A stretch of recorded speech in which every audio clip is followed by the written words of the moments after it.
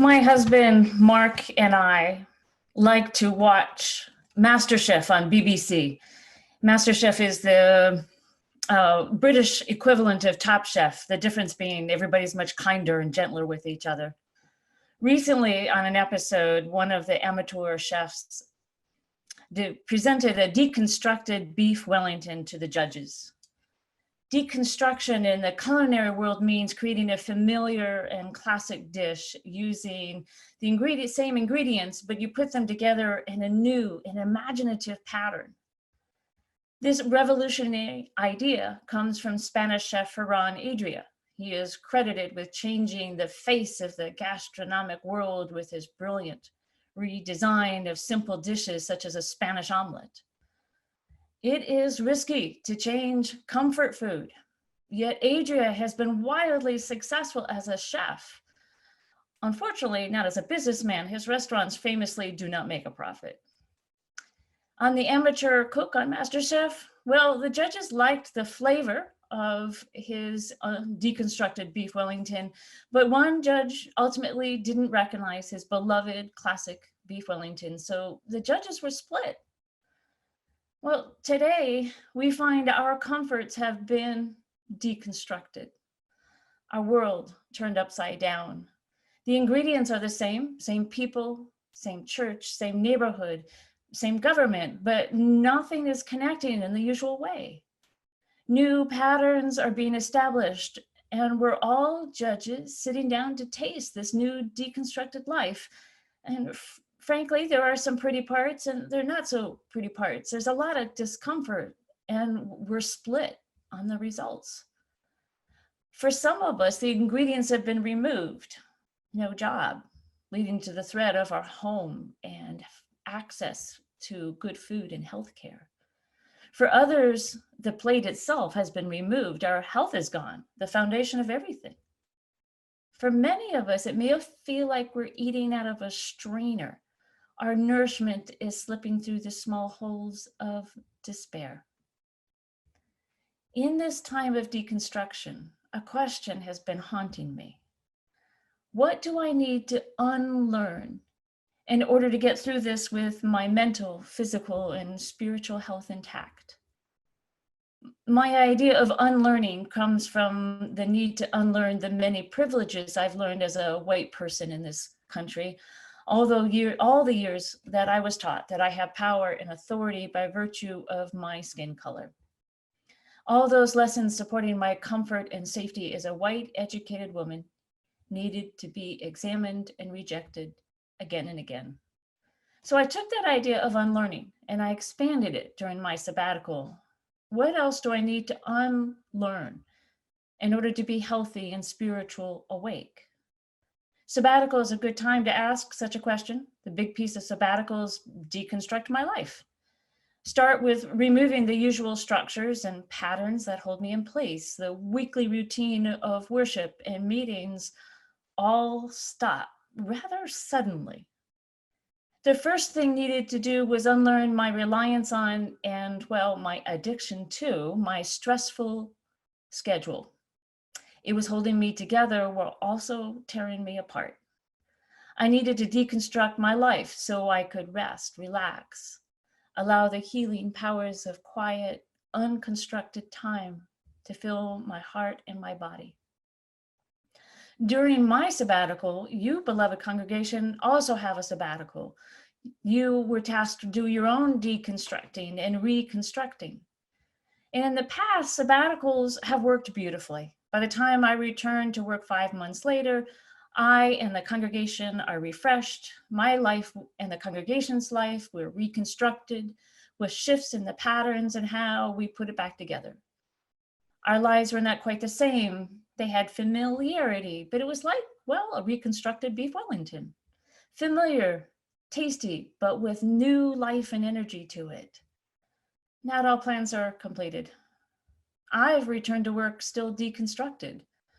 I've had time to rest and play, but I didn't have time to put something new back together. I have new and fresh ideas, but they're like ingredients just sitting on the counter. I don't quite know how to put them together into a new reconstructed gastronomic delight. As it turns out, I'm not alone. You have not had time to do your planned sabbatical reconstruction. In fact, the whole world has been completely deconstructed. No one has the same patterns and routines of life. We've all been forced to an unplanned kitchen disaster. During this worldwide reconstruction, our physical, mental, and spiritual health is very much at risk. And the biggest barrier to reconstruction is fear. Fear is a constant and also pervasive presence. Fear for our health, fear the health of our loved ones, fear for our income, fear for who and who knows what. And here's the crux of the fear problem. When we let fear manifest into the unknown, when we let fear tumble around in our brain in a middle of the night party, it turns into anxiety, which is fear about the unknown. We need to unlearn the triggers of our fears before they turn into anxiety. Now, some fear is well placed, and the fear will spur us into action to mitigate those fears, self-care, and find a good social support system. Anxiety, though, it hurts everything in its path and is harder to contain once it is let loose. The counterbalance to our fear and anxiety, and the place to start any reconstruction, is with two primary ingredients: faith and imagination. When our lives have been turned upside down and inside out, not by our own choosing, such as this worldwide pandemic, we human beings need to make two important, very intentional decisions. We have to dig into our faith and let our imagination take flight, like a cow bouncing off into the sky. When a chef takes the risk of deconstructing a beloved classic recipe, the payoff is huge. Something new emerges into the culinary world and everyone wants to eat it.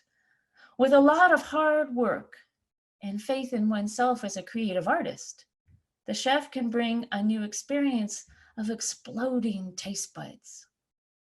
According to The Guardian, Chef Adrie is a complex man. They write, if you deconstruct him the same way he just deconstructs food, you discover that he is also an artist, a scientist, an inventor, a stage director, a designer, a philosopher, an anarchist, and to a degree that some of his more solemn admirers failed to grasp, Coco the Clown.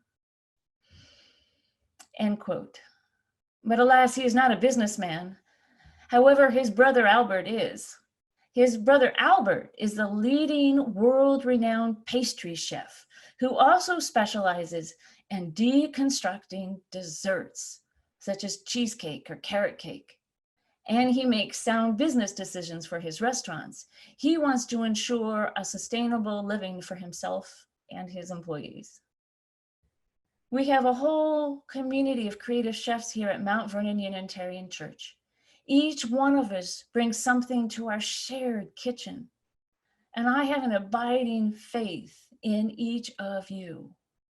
It is a time to reconstruct the world into a healthier and sustainable existence. And we do this with our imaginations. My friends, alone and together, we are faced with the choice to thrive in a deconstructed world that is being pressed to save humanity and the planet. And as we go through this coming week, we are reminded to celebrate Earth Day. Frankly, we should be celebrating Earth Day every day, not just once a year. We can see immediate effects of what has happened when we stopped our frantic schedules, when our uncontrolled pursuit of profit at the expense of the planet and our own health, as we can now see clean air and water. Historically, we've been making some very bad business decisions, using humanity and the planet as commodities instead of seeing precious, living, and sacred beings. I believe our bad decisions are based on fear and anxiety. When we check our fear and contain our anxiety, we can see the stunning beauty and profound glory of life everywhere.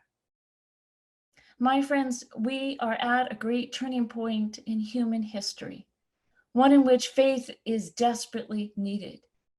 A faith in oneself, in each other, and in life itself. And we must have unbounded creativity and imagination to make this necessary change happen. Will we get it right the first time? Probably not. The second time? Maybe. The third time? Hopefully. Joanna Macy, who has a PhD in religious studies, environmental activist, she's a deep ecologist and co-author of a book called Act of Hope, How to Face the Mess We're In Without Going Crazy.